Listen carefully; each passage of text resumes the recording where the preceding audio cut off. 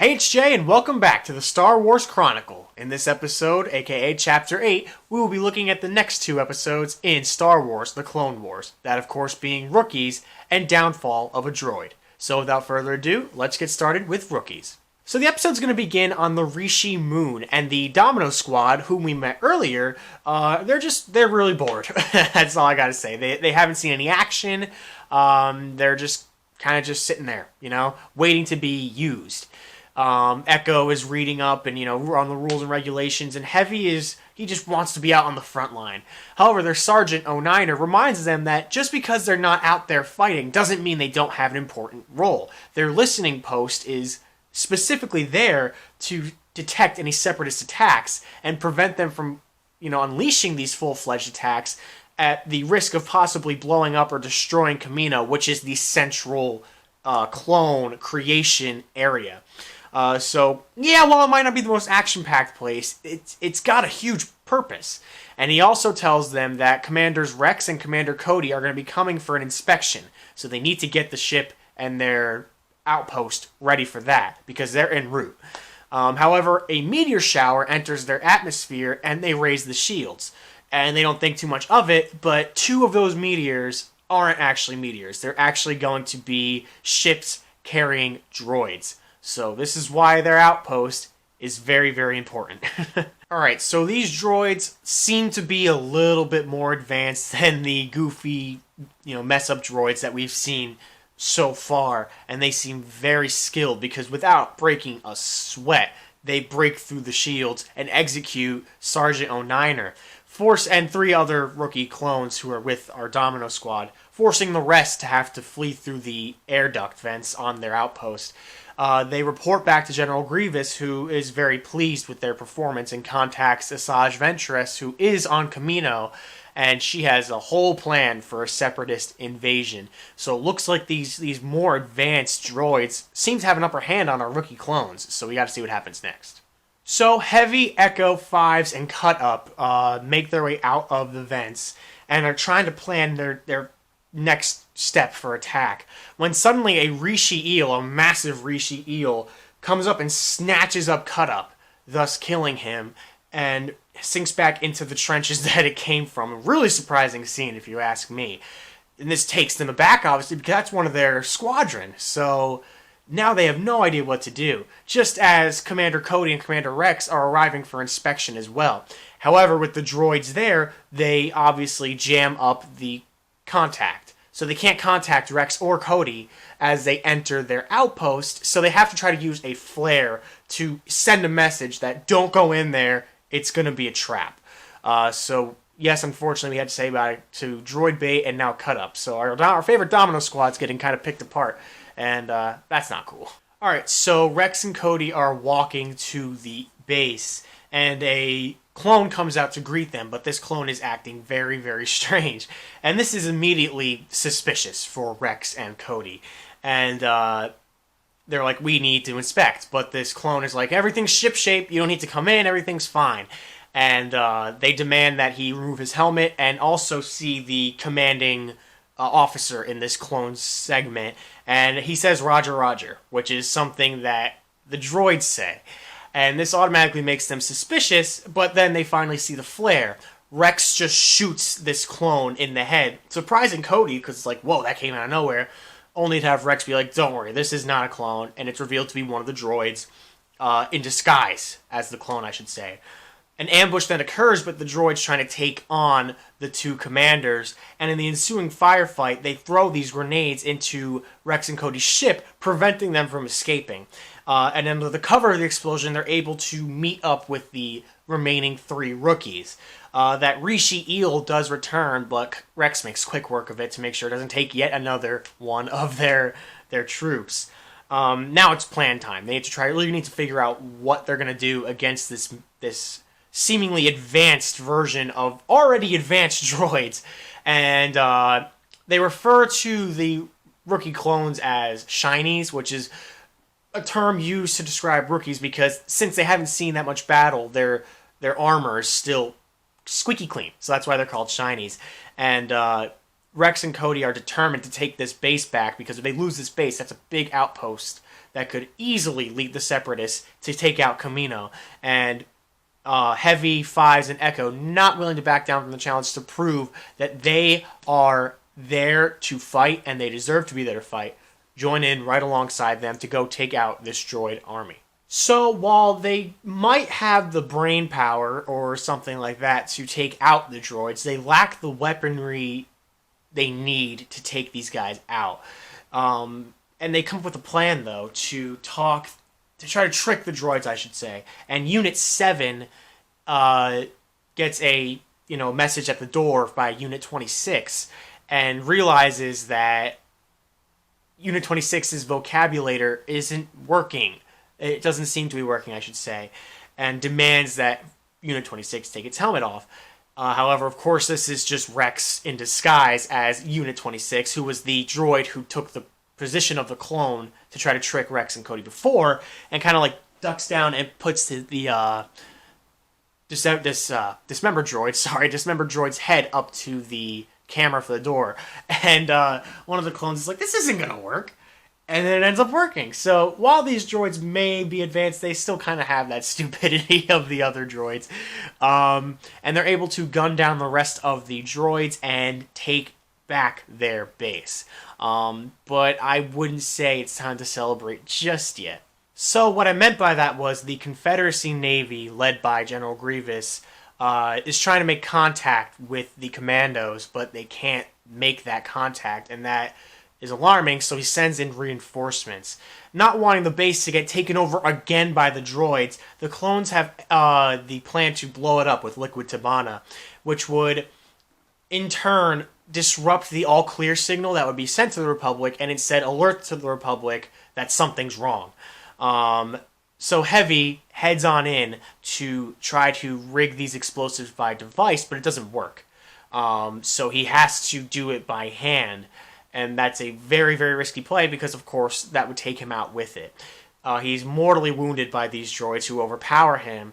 And in a pretty funny scene, the droid's like, do we take prisoners, as Heavy's on the ground, on death's bed? And he defiantly is like, well, I don't. And he blows up the outpost, taking out himself, unfortunately, and all the droids, and the base itself, so it does not get into the Separatist hands. This, of course, alerts the Republic, and they fly into the system to lend a hand, forcing General Grievous and his army to retreat at risk of being captured by the Republic. So, when they return to the Resolute, Echoes and Fives, who are the last remaining Domino members, gain 2 medals and are honored into the 501st. They feel they don't deserve it because they've lost their men, which, remember, that was a big part of their training and their, audition to join the front lines. That was a big thing, never leave a man behind, so they felt that they failed. But the head clone reassures them that he wouldn't want anybody else on the 501st. And so these rookies who couldn't work together with each other are now on the 501st. And that was Rookies. I really love the character development of the Domino Squad. Of course, when we first encounter them, they're this rambunctious, won't listen to each other, just kind of like a dick measuring contest in a clone battalion. And it's just great to see how they've not only learned to work together, but really shown their camaraderie and pretty much their family now. And it's a really interesting dynamic. It's really sad to see some of them meet their end, whether it be taken out by droids, eaten by a giant fucking eel, or taking the sacrifice play like Heavy. It's really sad to see them go, because I was really rooting for them to do some amazing things, and I'm really happy that Echo and Fives are now getting this high honor to be part of the 501st. It's a really great character arc. And I know I sound like a broken record, but that is, again, the testament to how amazing these clones as characters are developed. They go from, again, nobodies to on the 501st. That's really amazing, and I love that. I was actually really surprised at how advanced and methodical these new droids are, because I've commented on how goofy the droids, which they're in the episode too, they're the ones who say the "do we take prisoners" line, so they still have that goofy aspect to them, but the these new commando droids they are something else. They are methodical, they're calculating, and they seem very serious. Of course, they fell for the stupid head thing, but other than that, they were a pretty serious threat. They had the clones on the run there for a couple of minutes until they got the best of them with, again, the Republic's use of their brains and how to work together rather than who's the expendable one, you know? And just a really great way to, again, show the versatility. And not only that, they also have to show their versatility with losing that many men. They get ambushed and they lose 4 members right off the bat. 3 rookie clones, including Droid Bait, and their commander in 09er. And so now there's only 4 of them, and they have to think about how they're going to take on this massive fleet without a Jedi, may I remind you. It's said many times in the episode, like, boy, I really wish there was a Jedi here. They'd make quick work of these guys. So these pawns, these expendable, just faces, really had to work on their feet, being hilariously outgunned, whether it be the size of their army or the size of their power. And that is a really cool thing, that these guys aren't just there to die, or there to be saved, or there to be anything. Of course, they had to get Republic help, but that's just to be expected when it comes to a battle and a war. You send in your alliance to help out. It's just nice to see they didn't need them the whole episode. It wasn't like, oh, let's just sit here and wait while we're getting attacked until the Republic comes. No, they had to take their own fate into their own hands, and I really admire that. Because, again, Jedi are powerful, yes, but working together can be just as powerful than a Jedi. And I think that's a really great message to pass along in said episode. So that's what I have to say about rookies. Let's move on to Downfall of a Droid. So, because General Grievous has been ambushing a lot of Republic fleets and it's taking a number on their troops, Obi-Wan tells Anakin that he should pull his troops from the Batuai system and regroup. However, Anakin has a plan, to maybe get an ambush on the Separatists. And he takes his gold squadron to a meteor asteroid belt, just as General Grievous's fleet is approaching. And the gold squadron hide on asteroids with the possibility of ambushing the Separatists and getting a hit on General Grievous before he can do too much damage. So, of course, General Grievous needs to escape this full frontal assault, but his commander droid is just way too stupid to figure out where they can actually retreat to. And, of course, General Grievous, being the noble man he is, flees the ship on his starfighter. However, Anakin and R2 are in hot pursuit. But a piece of shrapnel that flew off one of the ships during the battle embeds itself into Anakin's fighter and destroys his ship, and he goes hurtling out into space. Anakin wakes up on the Resolute as he was salvaged after the battle. However, R2 turns out to be missing. Nobody knows where he is. Anakin's like, we gotta get R2 back. But Obi-Wan's like, it's just an astromech droid. I don't think it's really worth the risk in trying to find him. And Anakin, begrudgingly admits that he forgot to wipe R2-D2. Meaning that all of their battle strategies and everything are still on R2. Obi-Wan kind of scolds Anakin for that, because how could you be so stupid to do that? But Anakin's like, I think that it would be... Not Anakin, Ahsoka is like, I don't know if that's... Yeah, it seems like it's bad, but I don't think that could be as bad as we think it is, because having all that information can help with battle strategies. However, it's in a bad situation now. If R2 got into a Separatist hands, they'd have all the information they need on them. So Anakin races out to go try to find R2. However, since R2 was captured, they had to get him a new astromech droid, and Ahsoka introduces him to an R3.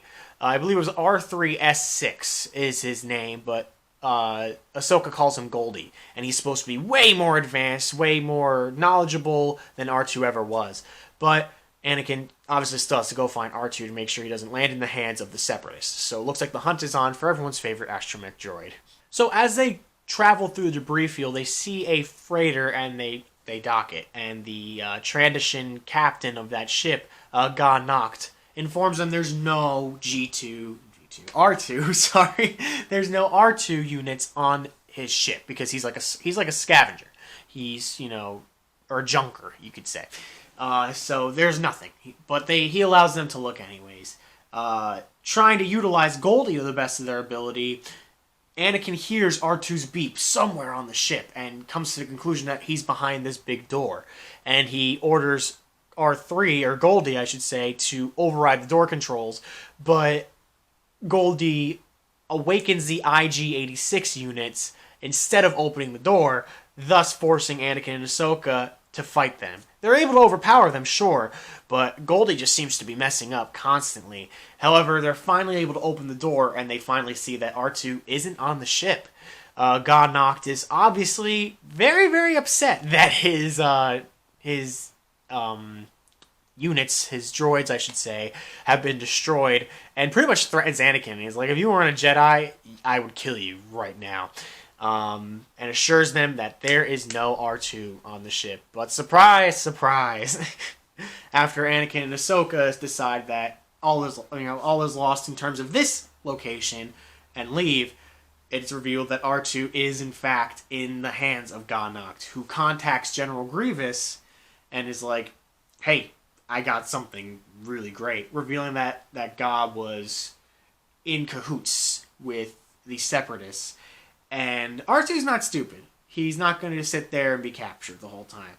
So he moves and he kind of shuffles and he knocks off his restrainer bolt and is able to flee. And he's able to take out actually a couple of, security guard droid things, the IG-86 units, and take them out. But yeah, so R2 really shows his versatility as a droid here, but it looks like he's still going to have to try to figure out how to get back to Anakin and Ahsoka. So Anakin figures that Grievous has a listening post somewhere, and Ahsoka's like, you should take Goldie with you as you go to scout. You guys can bond. And Anakin isn't too happy about that because obviously Goldie has put him in repeated situations of peril, and that trend will continue. But he accidentally turns on his tracking beacon. Goldie turns on Anakin's tracking beacon, alerting the Separatists to his location, and he destroys his hyperspace switch, and he deactivates his blasters, pretty much leaving Anakin defenseless against this oncoming Separatist fleet. However, Rex and Ahsoka can, they go out to save him, and luckily they do, but of course Anakin's like, what the hell is this thing? Why does this thing suck so bad? And, chastises it, and you kind of feel bad for Goldie. He really takes that to heart, or whatever he has, and just locks himself in a room. And Anakin just laments that R2's still out there, and he knows it. He feels it. So while everyone else thinks it's just an astromech droid, I mean, obviously Anakin knows that R2's way more than that. And that's how the episode ends. So we're going to have to see how R2 can get out of this, or if he'll get released, or whatever. We'll have to find out in the next episode. This is a really cool episode, too, because it also shows Anakin and R2's relationship, rather than Anakin and Ahsoka, or Anakin and Obi-Wan, or anything else. And it's a really great way to show that, yeah, R2-D2 is just a droid, but he really knows what he's up to. He was able to break free from the restraining bolt, and even, again, take out some security, and that was pretty badass of R2. I don't mind Goldie, I really don't, but I have my theories. I do think Goldie is with the Separatists, because why else, in a situation of peril, why else would Goldie literally put on the tracking beacon, alert the IG-86 units, turn off the blasters? It just all seems way too coincidental to chalk it up to Goldie being stupid. I really do think that Goldie's intentionally sabotaging Anakin, but we'll have to see if my theory holds true. But I don't mind Goldie. I think he's kind of cool. No R2, obviously, but still a pretty solid character, no matter how much he tries to get Anakin killed. However, given future events, maybe it would have been better if he did get Anakin killed, but I'm not going to say anything.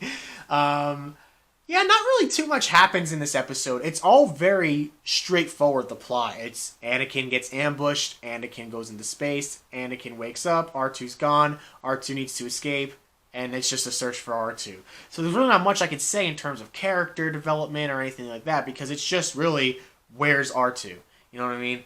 I don't know why Obi-Wan had the attitude he did about R2 how he was just a droid, and really shouldn't be focusing on that. But it's like, I mean, you were there with R2. You know he's way more than that. He's pretty much family to you at this point. He's gone on so many adventures with you, so I don't know why he has that mentality.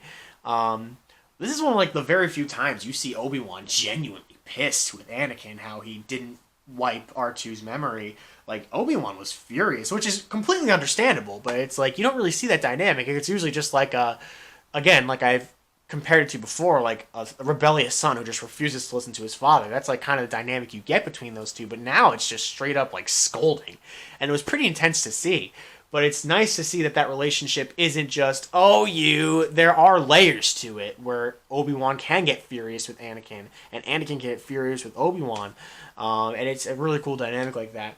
I also like how even Ahsoka who's usually gung-ho with Anakin's plans, was even like, okay, let's take it back a bit. It's not that imperative. Our mission is this, so it's really cool to see Ahsoka kind of maybe even maturing a little bit. Maybe even maturing a little more than Anakin, if I can make that assumption.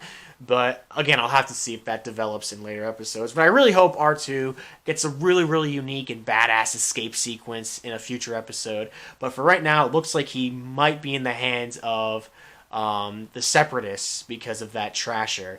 And not looking too good for our buddy R2. And that's what I thought of Downfall of a Droid. Now, I have a quick announcement. I won't be making a video next week because I want to be focusing on some production stuff. I just got a brand new PC, and I want to make some high-end intros for my regular reviews and MC Reviewed as well, instead of just me starting the video. I'm going to be reviewing the Snyder Cut, which is 4 hours long. Holy shit. But don't worry, I will be back with MC Reviewed coming this week because obviously WandaVision's wrapping up, and of course the Star Wars Chronicle will continue. It's just that next week I won't be having any videos out. The next video will be MC Reviewed episode 3, but that'll probably be on Saturday or Sunday. But then the week after, nothing, because I need to focus. I want to focus on making some new intros just to kind of up my production value, because now I have a computer that can actually handle heavy projects like that, because my old computer was very, very slow. So I'm excited to check that out. I hope you guys can understand that. But again, I'll be back. Don't worry. Yeah, that's all I have to say. I can't wait to explore. I'm hoping this is like as good of a trilogy as the Malevolence trilogy with R2's capture. I can't wait to talk to you guys about what I thought about 7 and 8, and definitely the finale of WandaVision. I cannot wait for that. And then, of course, Falcon and Winter Soldier is right around the corner as well. I've got some other movies up my sleeve later on in the month or early next month, whichever. I'm not going to tell you which. So I have a lot of stuff planned, and I'm very excited, and I hope you guys are too. Yeah, that's all I really have to say. Make sure you guys like, comment, share, and subscribe. All that stuff really helps me out. And until next time, guys, that's a wrap.